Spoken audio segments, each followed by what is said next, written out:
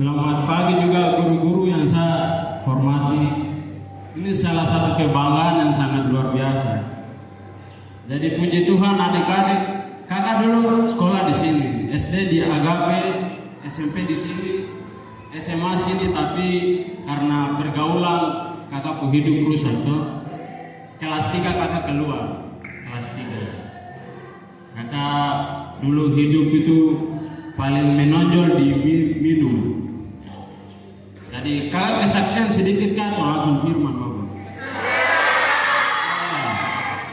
Oke baik. Kenalan dulu Kakak. Jadi dulu kakak dulu itu orangnya tuh paling Pak Guru Budi ini paling tahu sifat kakak. Jadi dulu itu kalau di sekolah sini kalau main drama baru tidak ada lagi sunyi. Jadi kakak dulu kan paling suka sekali kalau main drama, tapi kalau tidak ada drama jangan rasanya ikut ibadah begitu. Karena kalau jadi tapi begitu kakak kenal minum dari teman-teman sudah langsung hidup kakak hancur. Kakak hidup waktu itu hidup di terminal Karang. Kakak hidup siang malam hari-hari minum saja. Minum, mabuk, selesai itu palang, habis palang, selain palang kakak curi. Keluar masuk di sel itu 7 kali sampai tahanan dan dalam tahanan orang bosan lihat kakak. Oh ini kita ingin keluar tapi kok ini tinggal keluar masuk terus. Aduh kakak saya tidak mau masuk, cuma tidak tahu keadaan. Jadi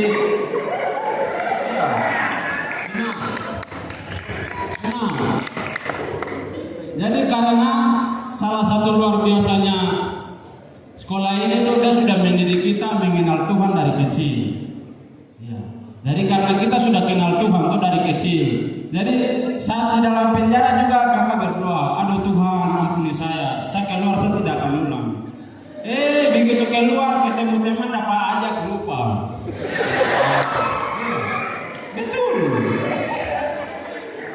Betul. Sampai orang-orang yang kasus mutilasi orang, kasus-kasus judi besar-besaran itu semua dong sampai bosan lihat saya. Jadi kalau kita masuk ke dalam itu nanti dipukul.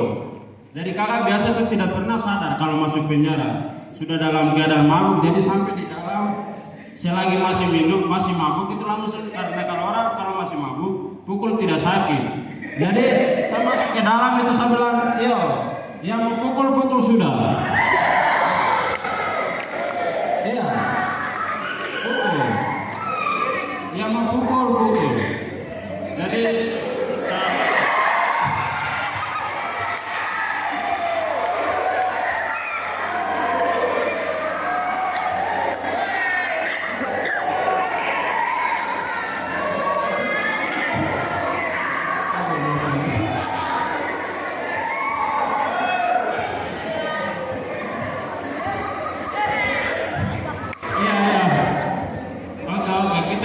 kita kembali ke laptop. Jadi kalau kakak sudah di dalam, kakak bilang kalau yang mau pukul. Jadi ada juga yang pukul juga. Sudah mepa kau ambil kamar, kau tidur di kamar ujung sana kak. Ada juga. Jadi kalau di dalam itu, dia bilang yang maksudnya yang kuat ya dia berkuasa. Jadi ada juga yang lihat dan takut toh. Don tidak kakak. Aku tuh kalau mau pukul tidak. Oh iya sudah. Jadi kakak biasa keluar masuk terus sampai bosan. Kepala reserse semua tahu kakak. Jadi puji Tuhan, tapi seiring berjalannya waktu kakak berjumpa itu pas 2018 waktu KKR-nya Ibu Susete. Nah itu awal perjumpaan kakak. Kakak berjumpa dengan Tuhan Yesus. Waktu itu kakak pergi ke sana itu pas ada badai. Kakak dengar badai. Waktu itu kakak ketemu Bapak Fido. Waktu itu Bapak Gembala dari kakak bilang, "Lewi ku besok ke sekolah kitab." Itu langsung sama kabur. Saya mau lari, jadi saya pergi ke KKR Ibu Susete itu bukan mau ikut ibadah. Itu anak-anak di situ sebagian besar samping itu sapu teman-teman semua. Jadi sapu jalan ke situ cari anak-anak yang minum supaya nanti kalau ketemu teman-teman yang minum itu lalu sudah kakak mau naik mau lari. Kakak mau lari lagi jadi mau lari naik ke Dogiai. Di atas Dogiai anak-anak semua kenal kakak karena bukan masalah kecil. Kakak dulu juga tuh curi motor berjuang.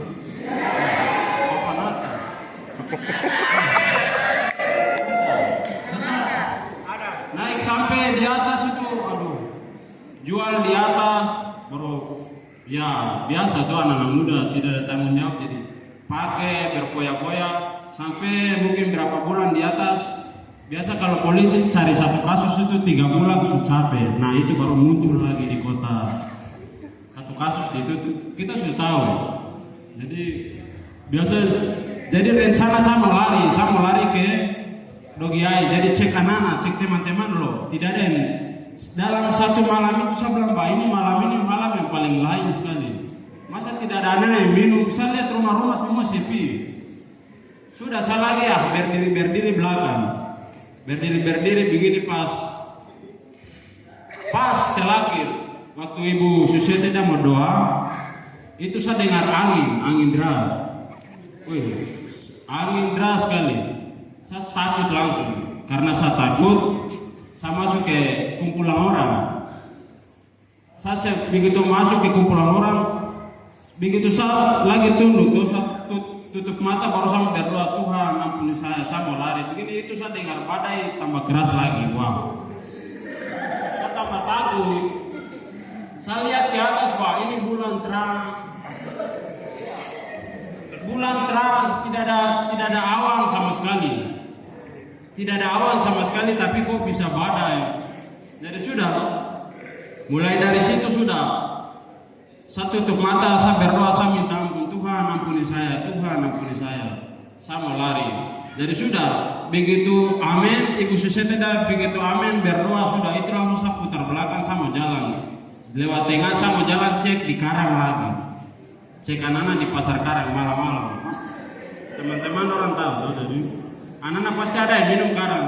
Jadi begitu saya jalan mau lari keluar, begini Ibu Susiati bilang apa? Anak-anak muda di akhir-akhir ini Ibu Susiati berkata lagi dalam di akhir-akhir ini Tuhan akan pakai anak-anak muda. Jadi di antara anak-anak muda kalau hari ini ada yang disuruh pergi sekolah Alkitab, jangan tunda-tunda. Wih, saya kaget, saya frustasi langsung. Wah, langsung Ibu Susiati bilang begitu. Wah, kenapa Ibu bisa bicara ini? Karena Ibu bicara itu langsung saya takut. Wah, ini Ibu kenapa tidak buka orang-orang di sini kartu baru saya sendiri yang ditunjuk begitu? Iya, jadi saya perasaan karena saya takut, saya pergi langsung kembali lagi ke gereja. Saya kembali lagi ke gereja. Langsung Ibu Gembala suruh Lewi nanti ambil pakaian kayak begini. Besok. Padahal saya rencana masih mau lari lagi.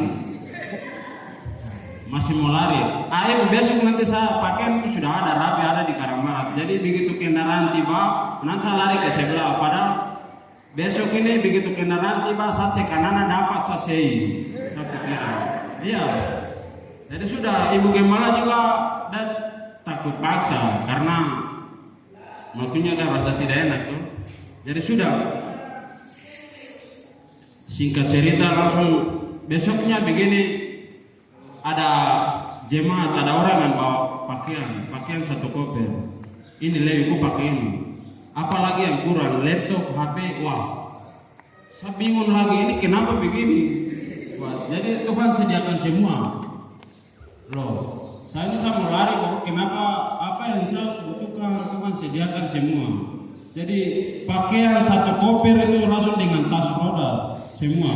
Lewi ini pakaian gereja, celana panjang semua lengkap. Sekarang apa lagi yang kurang? HP, laptop, padahal orang saya tidak kenal sama sekali. Wah, saya jadi takut langsung. Aduh, tidak usah. Saya bilang, terima kasih. Saya bilang tidak usah.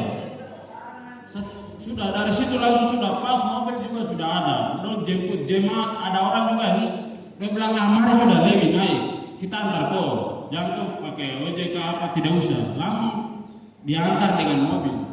Tiba di pelabuhan, kapal standar sosial, ini sudah tidak ada lari-lari, tidak bisa. Aduh. Jadi baru sampai yang saya tahu tuh selama saya kacu itu, saya takut itu daerah Serui, Karundong dan ini tuh. Jadi saya tidak biasa bikin masalah. Jadi baru ini mau ke Serui ke Waropen waktu itu. Jadi sudah, saya naik saja, saya naik di atas kapal. Ibu Gembala bilang nanti ada yang jemput di sana. Sampai di sana begini tidak ada yang jemput.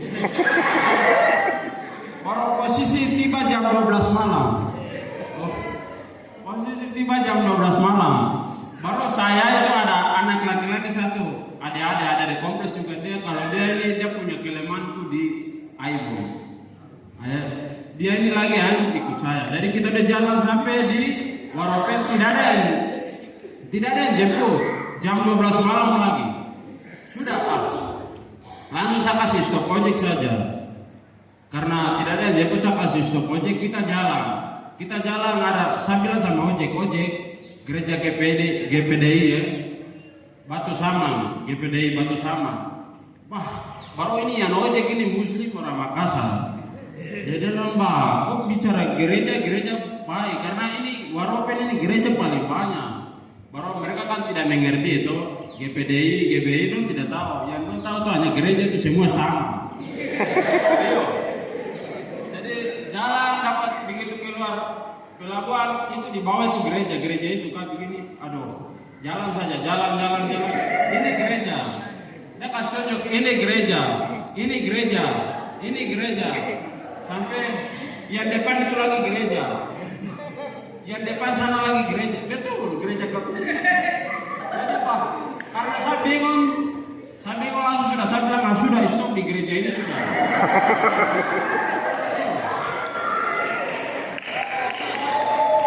Stop di gereja sini. Aduh, karena Waropen itu gereja paling banyak kabupaten. Mungkin Manokwari di Waropen. Jadi sudah karena gereja banyak saya bingung, saya bilang gereja stop di gereja sini. Sudah saya begitu stop di gereja situ ada laki-laki dia bilang Pak gerejanya mana? Kita jalan kemana? Sudah stop sini kita duduk saja di teras itu. Di teras gereja. Bagi kita itu kalau gereja kan situ tidak. Iya. Sudah kita stop di teras gereja situ saja. Kita duduk situ. Dari duduk pas depan gereja, depan pintu masuk duduk situ begini. Ada laki-laki ini dia bilang aduh. Kali ini, saya rasa buang air sekali. Ini pun cari masalah sudah. Ini pun tadi di atas kapal bikin apa? Begini baru datang mau bikin jengkel dia bilang aduh sama pergi ke pastori itu. Kok cari masalah? Iya. Kita dua ini orang baru sini tidak ada siapa-siapa Ini orang kalau dapat dong pikir kita mau curi, ini dong pukul kita, dong kubur kita dan tidak ada yang tahu. Marah sekali saya bilang Pak, ini kurang buang air waktu tidak tepat sekali. Jadi saya juga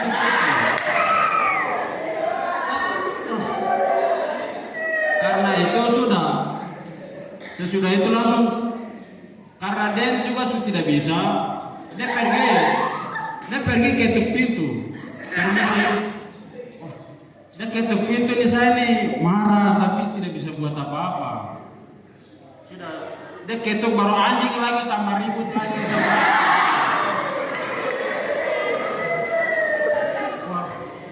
Oh Tuhan, ini orang pukul kita itu terima sudah.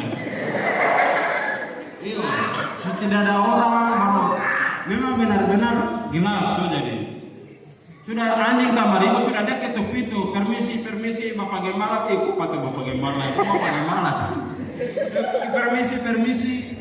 Begitu sudah, dia toki, dia semakin lama semakin keras karena dia sudah sama. Iya, saya tensi tapi tidak bisa buat apa-apa. Sampai Bapak Gembala ada begitu keluar sudah saya lagi datang dekat bapak dia, bapaknya dekat adik dia tuh. Karena jangan sampai dia bikin barang-barang tidak baik bapaknya. Dong pokok dia nggak apa-apa, jangan begitu mau bicara tuh. Bapak Gembala dia kaget mama baru. Lalu kamu ada kamu dari mana ini begini? Ada bapak, kita dari Nabire, saya permisi saya pinjam kamar mandi.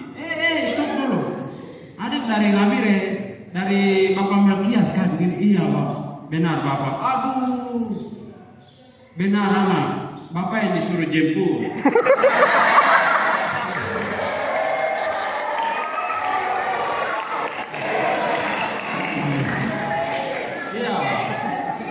Bapak yang tadi disuruh jemput, tetapi karena kapal masuknya lambat, Bapak begitu mari-mari langsung tertidur. Mari bawa barang-barang masuk. Wih, Bapak masa bisa pas-pas itu gitu langsung macam tambah takut lagi. Saya takut. Bapak udah sambut kita tapi saya takut. Mari kamu masuk bawa barang-barang ini kamar kamu tidur ini kasur ada ini lengkap kamu. Kalau belum makan ada makan wah. Tapi Bapak udah bicara begitu, tapi saya ini macam takut karena macam semua sudah disetting begitu. Kok bisa, padahal buta bisa tiba di tempat pas-pas bagaimana? Iya. Dari situ Bapak udah suruh kita masuk, kita istirahat sudah tidur sampai besok baru Bapak diantar kita ke sekolah kita. Terus kalau kakak dulu di sini tuh kakak kelulusan dari tahun 2012. Kalau dari SMP sebelah dari SMP 2008. Nama kakak dulu. Ya. Kenalkan nama. Kalau kakak nama itu Lewi Sondegao, orang Intan Jaya.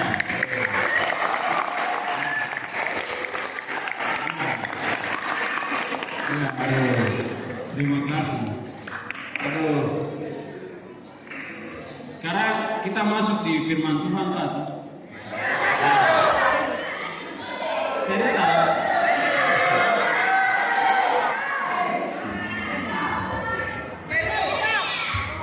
Iya, begini. Jadi Bapak sudah itu diantar kita ke sekolah Alkitab sudah. Dari situ, baru kakak kemarin selesai dari sekolah Alkitab itu 2020. Baru sekarang kakak melayani di 2 gereja, 2 pos PI. Jadi kalau Bapak Gembala orang keluar atau Bapak Gembala sakit, berarti saya. Jadi kakak melayani di GPDI Pemulihan di Toko 1. Terus dengan GPDI Kristus Gembala depan SD Grimulyo. Terus pos PI di Wadio 1 namanya GPDI Lukas. Terus dengan SPC ini pos PI baru. Namanya GPDI Maranatha. Terus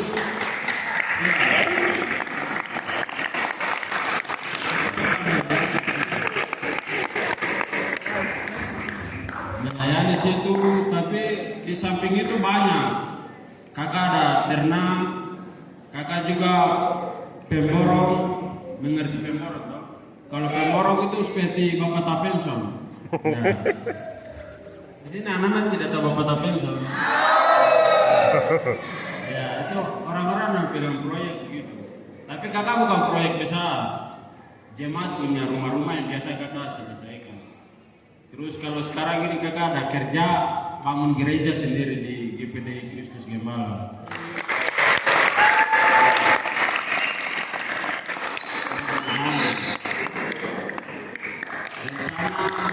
Nanti kakak lagi itu Bapak Gembala punya. Kalau kakak pribadi rencana di Intan Jaya, tapi masih krisis jadi kakak numpang. Kakak menumpang sih. Masih menumpang, tunggu waktunya Tuhan. Kalau sudah aman semua baru kakak lagi rencana diatur. Itu kakak punya visi kakak. Kakak punya visi ke depan. Iya, puji Tuhan. Sekarang kita masuk di firman Tuhan.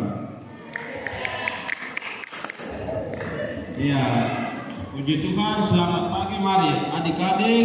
Kakak kalau khotbah itu tidak biasa banyak ayat, tidak lama, cepat saja. Iya, kakak sudah duduk situ pertama jadi.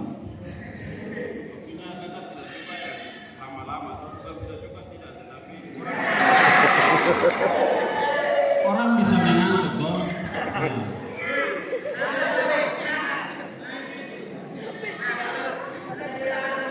puji Tuhan adik-adik yang ada Alkitab, buka di Amsal 16 ayat 16.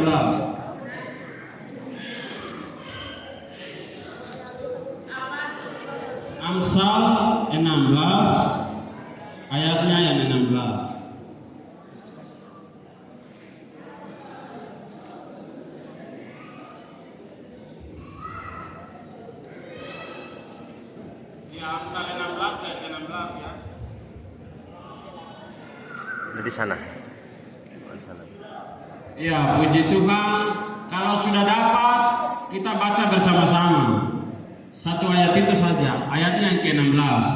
1, 2, 3. Memperoleh hikmah sungguh jauh melebihi memperoleh emas, dan mendapat pengertian jauh lebih berharga daripada mendapat perak. Puji Tuhan. Ya. Kenapa diketahui? Tunggu dulu. Ya, oke, adik-adik sekalian yang saya kasih dalam Tuhan Yesus Kristus. Di sini ada siapa ketua kerohanian siapa? OSIS kerohanian. OSIS. Oh.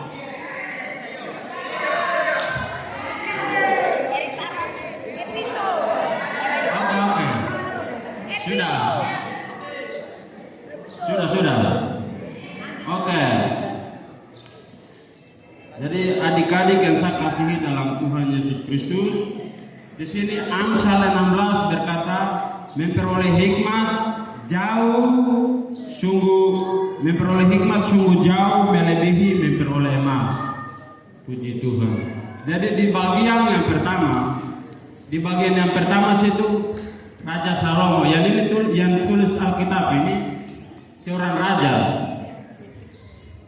Raja Salomo ini kalau ada baca di dalam 1 Raja-Raja 10 ayat 23, di situ mencatat bahwa tidak ada raja-raja yang melebihi Raja Salomo. Ini raja paling terkaya di dunia. Semenjak dia ada itu tidak ada yang menandingi dia punya kekayaan. Jadi dia menulis, Raja Salomo dia menulis bahwa memperoleh hikmat jauh melebihi memperoleh emas. Sungguh luar biasa. Aneh toh? Padahal emas ini salah satu logam mulia yang memiliki harga itu tinggi. Dia ini kedudukannya itu dia bersampingan dengan dolar. Kalau dolar naik, otomatis harga emas naik. Kalau dolar naik, harga emas naik. Dia punya 1 gram saja. 1 gram sekarang ini karena dolar lagi turun, 1 gramnya saja itu sekarang bukan diperkirakan 600 lebih harga emas. Tetapi kalau nanti dolar naik itu bisa mencapai 800 lebih. Sekarang ini dolar lagi turun karena krisis. Ini pengaruh dari kemarin perang Ukraina ini dengan Rusia. Tapi iya benar. Ini kita sekarang bukan masuk di sejarah perang, tidak. Jadi adik-adik, jadi harga emas ini makanya padahal di pandangan kita manusia emas ini memiliki nilai yang sangat berharga. Pandangan manusia emas ini memiliki nilai yang tinggi, dia sangat berharga. Dengan kita lihat orang pakai perhiasan saja kita bisa lihat dia punya kemampuan, kekayaan, kita bisa tahu langsung. Tetapi Raja Salomo bilang hikmat, menjauhi hikmat jauh lebih berharga daripada memperoleh emas. Jadi kenapa dia bisa bilang begitu? Jadi begini adik-adik, hikmat itu di dunia ini tidak ada sekolah hikmat. Kalau mau bilang ilmu alam, pokoknya ilmu pertanian apapun itu kita bisa peroleh lewat ilmu pengetahuan. Lewat ilmu pengetahuan apapun kita bisa peroleh. Tetapi kalau hikmat ini tidak ada. Tidak ada di dunia yang bilang kursus hikmat, tidak ada. Kalau kursus yang lain-lain itu ada. Tetapi kalau hikmat ini datanya hanya dari Tuhan Yesus. Amin. Apa yang dimaksud dengan hikmat? Hikmat itu kalau kamus besar bahasa Indonesia bilang itu akal budi. Nah, akal budi, jadi dia bisa memilih. Itu dia bilang itu dia mampu pecahkan masalah-masalah. Jadi saat ada masalah apapun, saat orang ini dia bicara dengan hikmat, otomatis dapat selesai. Kalau hal-hal seperti ini tuh dia paling identik ke bagian orang-orang di gunung. Kalau kita di gunung itu, orang-orang gunung itu biasa kalau bicara masalah itu biasa dong hadirkan kepala-kepala suku. Jadi kepala-kepala suku juga tuh di pandangan masyarakat ada yang bilang apa sih ini boleh bisa. Jadi biar masalah bunuh orang, masalah mas kawin dan lain sebagainya, nanti kalau dia kasih keputusan itu sebelah puas. Begitu. Itu disebut dengan hikmah. Jadi hikmat itu di saat dia bicara itu kedua belah pihak puas. Masukan ataupun tindakan baginya apapun yang dia ambil itu semua puas. Begitu. Tetapi kalau ada ya nanti sudah sebelah puas baru sebelah nanti bertindak, berarti sebelah belum puas. Itu berarti itu bukan hikmah. Itu maksudnya orang kurang berhikmah. Tetapi kalau namanya hikmat itu kok bisa memilih mana yang baik untuk hari ini dan ke depan, punya pilihan. Jadi keputusan apapun yang diambil itu tetap yang baik. Jadi itu kalau orang berhikmat dia selalu tuh. Dan hikmat ini datanya dari Tuhan. Jadi kalau ada berdoa jangan hanya fokus minta kepintaran, tetapi minta hikmat juga. Karena di dunia ini orang-orang pintar yang kasih hancur dunia. Benar. Kenapa? Karena orang tidak bisa menggunakan kepintaran dengan hikmat. Toh. Kalau orang pandai menggunakan kepintaran dengan hikmat, otomatis dia punya kepintaran itu bermanfaat bagi orang lain, bahkan berkenan kepada Bapa di surga. Begitu. Jadi kalau kita punya hikmat, maksudnya kalau kita punya kepintaran, kebanyakan kalau orang-orang biasa pakai itu kan hanya untuk kejahatan, toh. Kejahatan saja. Karena kejahatan memang menguntungkan. Jadi jangan hanya minta kepintaran saja, tetapi minta hikmat lagi. Karena dengan hikmat kita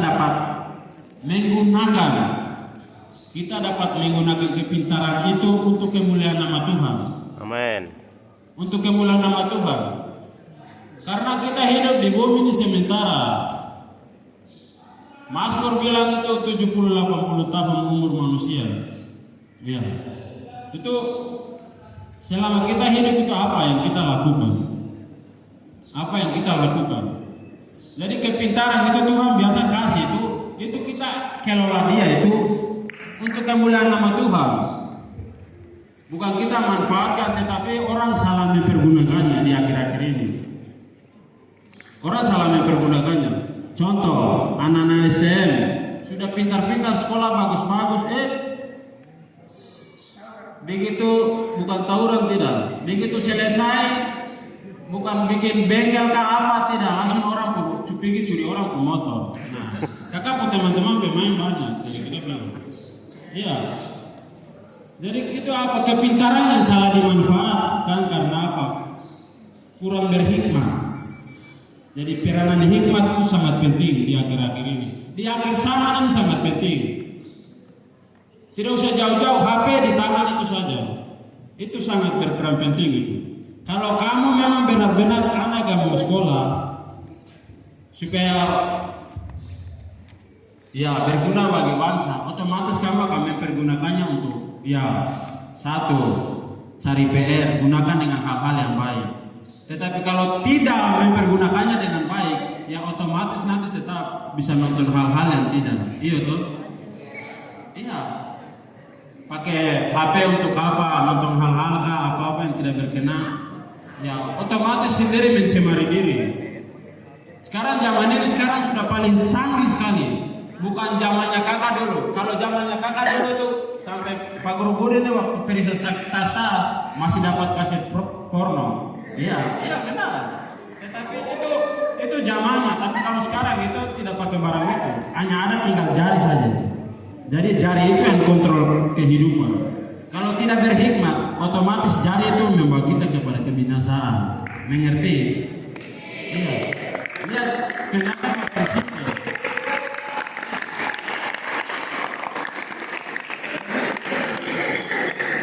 Jadi kalau dulu itu dong bilang buku itu jendela dunia, sekarang tuh jempol itu. Apa-apa yang sulit tanpa Google, sudah langsung dia kasih buka. Iya benar. Iya, kedengaran lucu tuh tapi real kan tidak? Apapun saja yang kamu tanya, nanti Google jawab. Iya. Kalau kamu tidak berhikmah, minta hal-hal yang membawa kamu kepada dosa, aduh sayang sekali. Nanti masa depan hancur. Benar, masa depan hancur nanti. Kalau kakak dulu syukur, untuk Tuhan masih sayang jadi. Kalau kakak binasa, kalau mati, berarti otomatis langsung lurus-lurus neraka. Pak ini sudah dari kecil sudah diajar kebenaran firman.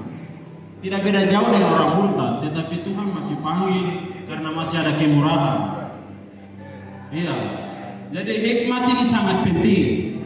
Kita bukan bicara tentang hal-hal yang lain seperti kepintaran apa tidak, tetapi saya bilang ini peranan hikmat yang Raja Salomo maksudkan. Mengapa dia lebih berharga daripada emas, logam mulia? Iya toh? Mengapa dia lebih berharga? Berharganya itu karena itu hikmat. Dengan adanya hikmat, orang-orang akan datang terus minta pendapat, solusi apapun. Iya, itu dengan peranannya hikmat. Dengan peranannya hikmat. Jadi mengapa Salomo bilang hikmat lebih berharga daripada emas? Kalau emas, biar kau sudah dapat 1 kilo, kau jual habis dan kau memanfaatkan uangnya selesai habis loh. Tetapi kalau hikmat, dia akan mengantar kau sampai dalam peti mati. Tidak akan putus-putus. Dengan adanya hikmat, uang datang. Iya. Kalau kamu berhikmat, uang yang cari kau. Orang akan mencari kau kemana-mana. Ini buktinya Raja Salomo ini. Kalau kamu baca dia punya kisah itu, semua raja-raja itu untuk mendengar dia punya hikmat saja. Datang itu tidak kosong. Raja-raja datang itu dengan emas. Kalau mungkin sekarang itu mungkin ya 1 trek itu sampai ratus Sheba. Pokoknya dalam dia punya sejarah orang datang dengan emas itu untuk melihat dia punya hikmat saja, hikmat. Dan hikmat itu masih ada sampai sekarang. Yang penting kamu minta itu otomatis Tuhan akan berikan. Iya, Tuhan akan berikan. Jadi jangan hanya fokus minta kepintaran, tetapi minta hikmat, biar kita dapat menggunakan kepintaran yang Tuhan kasih untuk kemuliaan nama Tuhan. Terus di bagian yang kedua di situ Raja Salomo bilang, dan mendapat pengertian jauh lebih berharga daripada mendapat perak. Mendapat pengertian. Jadi mengapa mendapat pengertian jauh lebih berharga daripada mendapatkan perak?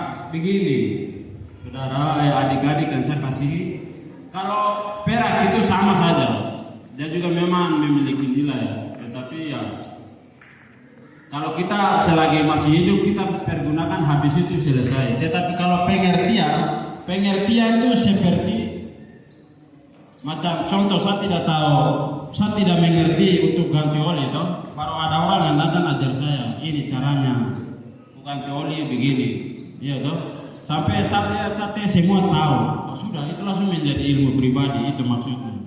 Seperti sekarang anak-anak kalian dituntut sekolah, belajar di tempat ini, mendapat pengertian dari guru-guru, diarahkan itu semua itu namanya pengertian. Jadi mendapat pengertian itu lebih berharga karena kita begitu lihat sesuatu langsung kita tahu. Kalau kita sudah tahu, otomatis barang itu tersimpan dalam kita punya hidup. Jadi misalnya kalau saya naik ke Enaro, begitu baru motor rusak tengah jalan, misalnya saya punya oli habis lagi baru mau isi, otomatis kan ya saya bisa isi sendiri tuh. Kalau saya tidak punya pengertian ya pasti apa? Tunggu berhari-hari.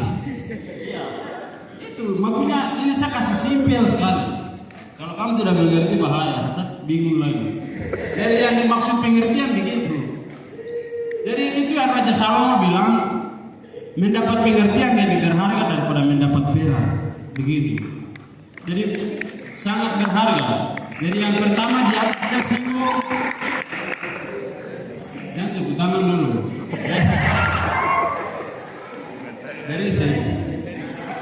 Jadi yang pertama tadi ada singgung, dia bilang mendapat hikmah. Yang kedua ada singgung lagi itu mendapat pengertian. Jadi pengertian itu sangat penting. Pengertian sangat penting karena apa? Karena ini dia tersimpan. Dengan adanya pengertian, kita bisa bikin melakukan apa saja. Oke, bisa bikin apapun yang kita mau. Misalnya, kalau seperti tadi, mungkin sudah dituntun di sekolah STM untuk mungkin bisa di STM untuk belajar bikin makanya rancang motor, rangka motor sampai sudah mantap ya sudah langsung kan bisa buka bengkel. Ya seperti itu sudah pengertian. Itu yang dimaksud dengan pengertian. Jadi itu udah tinggal paten. Jadi hikmat dengan pengertian ini kedua-duanya akan tinggal paten dalam kita punya hidup sampai di dalam peti mati. Itulah sebabnya nilai daripada permata kalah dibandingkan dengan pengertian dan hikmat. Begitu. Jadi jangan kita berdoa hanya minta hikmat, minta kepintaran saja. Jangan hanya berdoa minta pengertian saja. Pokoknya ya minta hal-hal yang sementara, tetapi minta itu hikmat sangat penting. Karena hikmat ini dia dapat menuntun kita kepada tujuan yang memang Tuhan sudah rencanakan dalam hidup kita. Benar. Jadi memang kita punya angan-angan, punya cita-cita, harapan, dan kita berprestasi.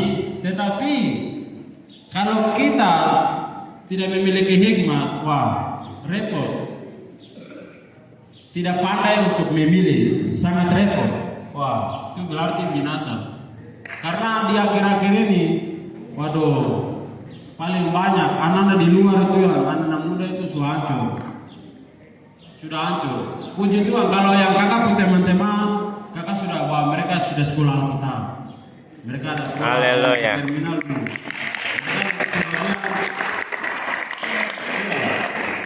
Sudah pergi. Mereka bersaksi nanti kalau Desember praktek ya mereka libur ya, ada yang datang ke sini, ada yang ditarik ke gembala-gembala. Begitu gembala-gembala panggil mereka. Kalau yang sekarang ini mungkin 1-2 saja. Yang paling banyak di Karang itu paling banyak anak-anak dari atas yang baru turun. Begitu. Jadi sangat penting, hikmat itu sangat penting karena dengan hikmat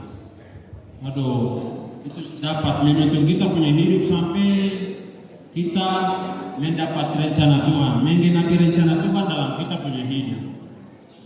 Begitu. Jadi jangan hanya minta kepintaran saja, tetapi hikmat itu sangat penting. Karena orang yang berhikmat saja ya bisa memilih, bisa mengetahui. Saya kalau begini besok saya bagaimana? Saya kalau begini besok saya bagaimana? Kalau sekarang saya memulai dari sini nanti besok ke depan saya bagaimana? Itu kalau orang-orang yang berhikmat itu tidak pernah salah. Dan hikmat seperti ini datangnya hanya dari Tuhan, tidak dari sekolah. Oleh sebab itu sangat penting dalam kita punya kehidupan. Dari ayatnya yang jadi untuk menutup kebenaran firman Tuhan ini kita baca satu ayat lagi, yaitu Mazmur 119 ayat 9. Mazmur 119.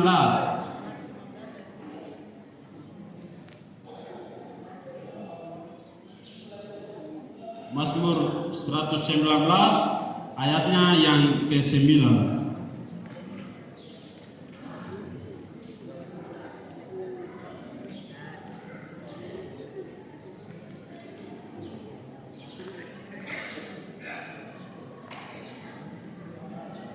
Ya, Mazmur 119 ayatnya yang ke-9 kakak baca ya untuk kita semua.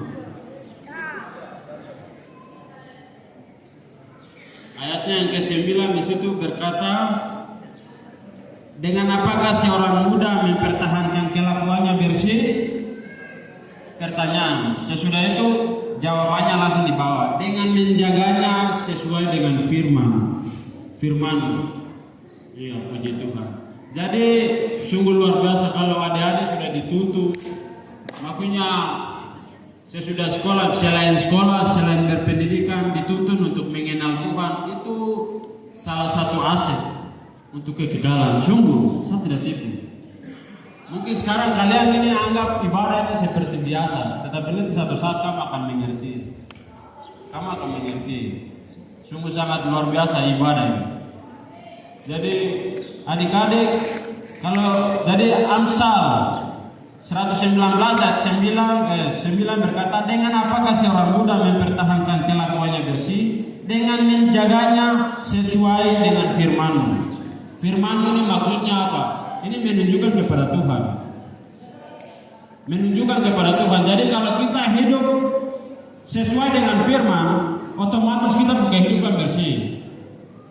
Jangan seperti anak-anak sekarang, kalau pergi ke Jawa satu tapi nanti besok pulang begini suara yang gendong. Iya. Orang tua kaget. Loh, ini kemarin pulang pergi ke satu sekarang subuhan pulang. Iya benar. Benar. Ada juga yang ke Jawa sekolah tetapi pulang sakit sampai selesai meninggal. Benar, ini kenyataan. Bukan kenyataan apa? Kakak juga hampir korban di sini. Iya. Kakak ke sana ke Jawa juga itu betul, bukan pergi sekolah. Orang tuh suka kasih uang tapi pergi koleksi minuman. Iya. Iya itu karena apa? Tidak ini. Gara-gara firman, hidup tidak sesuai firman. Sampai rencana Tuhan itu hampir-hampir tidak terlaksana, tapi Tuhan sayang ya. Kalau pribadi kakak, Tuhan panggil lagi. Jadi hidup sesuai firman itu sangat penting. Ini Raja Daud sudah bilang, dengan apakah seorang muda mempertahankan kelakuannya bersih? Yaitu dengan menjaganya sesuai dengan firman. Jadi kalau kita hidup sesuai firman, otomatis rencana Tuhan akan kita capai. Amin. Jadi hidup sesuai firman itu sangat penting sekali. Sangat penting. Jangan anggap remeh.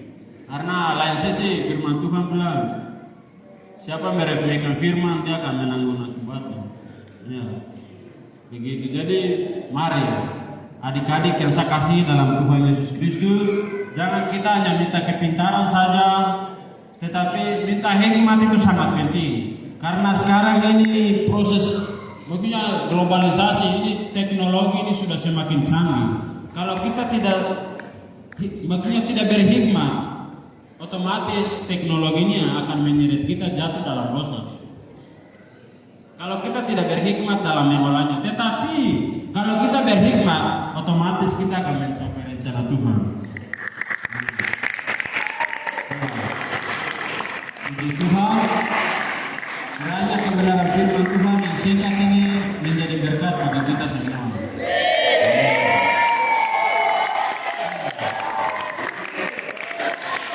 Puji Tuhan, kembalikan kepada